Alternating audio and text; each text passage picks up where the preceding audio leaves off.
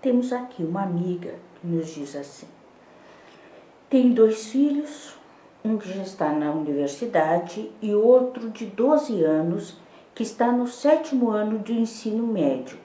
E é com esse que eu tenho muita preocupação, pois em casa ele é super de bem, alegre, brincalhão.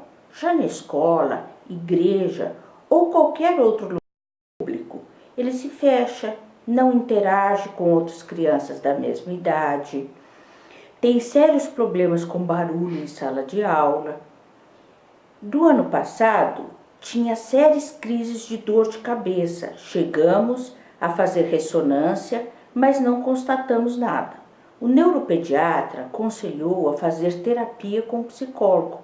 Levamos por um ano, mas ela não deu nenhum parecer. Só mandou retornar ao neuro. Confesso que estou perdida. Não sei o que fazer para ajudá-lo. Estive pesquisando a respeito e vi que tem uma síndrome chamada Asperger. Quero muito ajudar meu pequeno. Não sei se é bem o caso dele. Bom, para você ver como às vezes Deus nos dá um sopro de esperança. Agora, nesse ano, estou tendo a oportunidade de fazer uma faculdade de psicologia. Na verdade, comecei com engenharia, mas não é bem isso que eu quero para mim. Então, estou fazendo psicologia, que é uma área que muito me atrai. E espero poder ajudar meu menino. Só tenho um pouco de medo de não conseguir dar conta do curso, pois já tem mais de 20 anos que eu terminei o 2º grau. Pelo que vi a respeito, devo gostar muito de ler. E isso, deve-se gostar muito de ler, e isso eu amo. Gostaria da sua opinião, Rodolfo, se não for abusar muito do seu precioso tempo e desde já agradeço, querido amigo, se me permite chamá-lo assim. Pois eu te sigo há muitos anos e te guardo no coração, você, Denise e Padre Pedro. Forte abraço. Então, como de hábito, eu sempre começo, vou falar alguma coisinha e depois já passo. Só vou dizer que nós não falamos nome e cidade, Sim. Envolve o filho adolescente, etc e tal, mas Sim. Ela vai saber. Com certeza. E vai servir para outras pessoas. Com certeza, Rodolfo. Então, eu gostaria de dizer que ficou muito confuso a questão do diagnóstico, mas agora eu lendo pela 2ª vez a sua questão, eu atentei que você mesma andou pesquisando e achou algumas coisas parecidas. Talvez o que tenha chamado a atenção foi a intolerância com o barulho, com mudança de rotina, com muita gente ao mesmo tempo, talvez uma dificuldade de decifrar códigos sociais. Não sei, mas me parece muito promissor, um dado muito importante, muito positivo, que em casa ele seja alegre, que em casa ele tenha um bom relacionamento com vocês.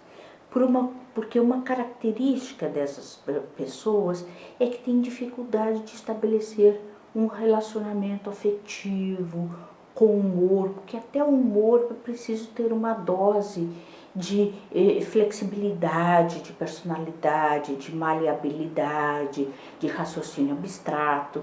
Então me parece muito bom, muito assim favorável. E mesmo se for o caso de um diagnóstico, também existem terapias muito apropriadas para se desenvolver esses códigos sociais que são difíceis para pessoas com Asperger, por exemplo. Mas você pode também se orientar, você vai estar fazendo curso de psicologia, quem sabe você recebe uma orientação de como você agir, porque eu não sei, Rodolfo vai falar certamente muito bem, mas me preocupa muito a questão do diagnóstico, de você ficar assim tão preocupada com o diagnóstico. Talvez você possa tentar ajudá-lo, uma vez que em casa vocês têm um bom relacionamento, e você possa tentar compreender um pouco o que acontece na escola. Talvez você peça para a escola ter um pouco de paciência com ele, ajudá-lo, não cobrar, não pressionar, porque essas coisas só tendem a piorar. Denise, só queria que você completasse, porque você leu a pergunta e citou novamente a síndrome, para outras pessoas que nos assistem e podem não saber bem do que a gente está falando quando ela levanta essa suspeita. Ah, sim. Então, Asperger é considerado um grau de autismo mais leve, né? Um grau de autismo que não é aquele da incomunicabilidade. Existe uma comunicação, porém uma comunicação limitada a uma certa lógica de coisas concretas.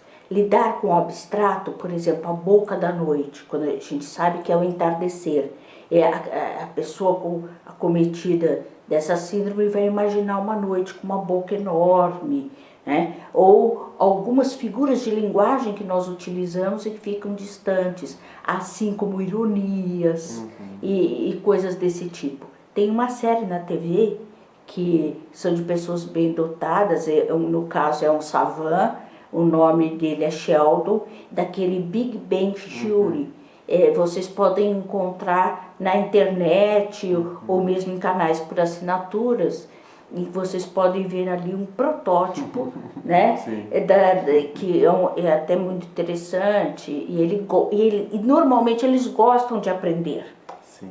Né? Ele, por exemplo, o personagem da série pergunta sempre, isso é ironia, isso não é? Ele está tentando se habituar aos códigos. Mas pessoas que podem ter uma vida muito saudável, muito interessante. Mas não se atenha muito a diagnóstico, né? Isso é mais para os profissionais da área de saúde. Então, eu pedi que a Denise esclarecesse porque é importante que a gente saiba, não é? Um pouco no terreno que a gente está lidando quando a gente levanta essas possibilidades. Como ela procurou, parece-nos, não é, Denise, um pouco por conta, porque ela disse que levou o filho ao neurologista, o neurologista descartou algo de ordem biológica. Levou a uma psicóloga que parece-nos aqui que não deu um retorno diagnóstico, ou menos uma ideia ou noção do que poderia, né? Então, por isso que me parece que ela meio que por conta foi tentando identificar pelo comportamento do filho, né? Então, pode ser a síndrome, não é? Pode ser, claro, gente, né? A questão é que a Denise destacou bem. Quando a gente faz um diagnóstico, a gente profissional, no caso Denise e eu, a partir da clínica psicanalítica, da psicologia, ou um psiquiatra, ou um neurologista, é para nos orientar, não é? Para que a gente saiba mais ou menos onde nós estamos, para sabermos inclusive mais ou menos o que ser feito e também o que não ser feito, né? Porque em cada diagnóstico certas coisas que o terapeuta, que o analista faz, pode não ser bem-vindo, não ser bem suscetível ali. Então, é um pouco para a gente. E para a família, muito mais para que a gente saiba orientar. E não simplesmente para dizer, seu filho tem isso, seu filho é assim. Mas para que a gente saiba dar dicas importantes de como lidar, de coisas que às vezes passam despercebidas, mas que com a nossa orientação os pais começam a notar, a acompanhar e aquilo pode melhorar muito. Então, assim, não dê diagnóstico para o seu filho, né? Tente ajudá-lo como mãe, mesmo que você faça agora psicologia. Você vai descobrir uma infinidade de coisas, inclusive em você. Vai se encaixar na maioria das síndromes, né? Porque nós somos humanos, nós temos também nossas questões, nós vamos, nossa, olha isso, olha aquilo, olha. Então assim, eu acho que talvez o seu filho precise procurar outra pessoa com a sua ajuda, já que talvez essa outra experiência não tenha sido bem a que vocês precisavam ou esperavam. E te sugiro também, já que você está cursando psicologia, você procurar uma terapia. Olha, casar o curso de psicologia com terapia é muito importante, para que as coisas não fiquem só na cabeça da gente, para que elas possam ir descendo, diria, para o corpo inteiro, para a vida, não é? E a melhor maneira de você ajudar o seu filho é você se ajudando também, se conhecendo, se percebendo, se sentindo, se tratando. Agora, quero pôr mais dúvida do que dar respostas ou certezas, um pouco como a Denise fez. Pense que pode ser, como você levantou a possibilidade, essa síndrome que é um grau do autismo, como a Denise bem colocou, como pode ser da idade, não é? Ele é um menino ainda. Nessa fase da vida, da adolescência, da juventude, não é incomum que a gente tenha comportamentos sociais mais difíceis, que a gente se retraia, que a gente não lide bem com grupos, a não ser aquele que a gente escolher, né? Então, não descarte a idade. A idade é sempre um fator importante para que a gente possa fazer um diagnóstico mais correto, né? Não te parece interessante que em casa ele seja de boa, como ela diz? Sim. Né? Você perceberia muito antes se ele tivesse comportamento, seria arredio, uma série de coisas, né? Exatamente. Então, assim, é claro que você não pode descartar, até porque as mães e os pais não devem mesmo negligenciar, não. Então, não trate como se não fosse nada, mas levante questões em primeiro lugar, como nós estamos tentando fazer.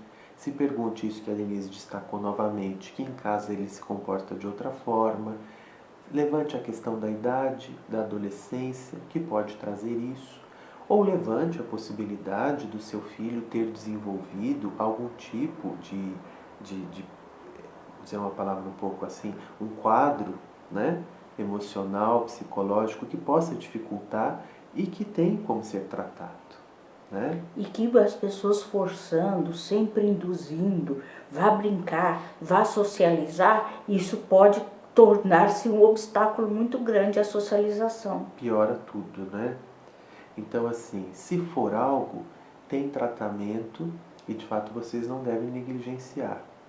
Mas o tratamento maior nessa fase que ele ainda está em desenvolvimento é muito a sua participação, né? E a do pai, e a dos irmãos, das pessoas próximas, né? Você estar junto na medida do possível, nas festas, nas reuniões, tê-lo por perto, né? Para que no momento em que um barulho incomodar ou que muita gente incomodar, ele possa estar com você, ele possa meio que se aninhar em você.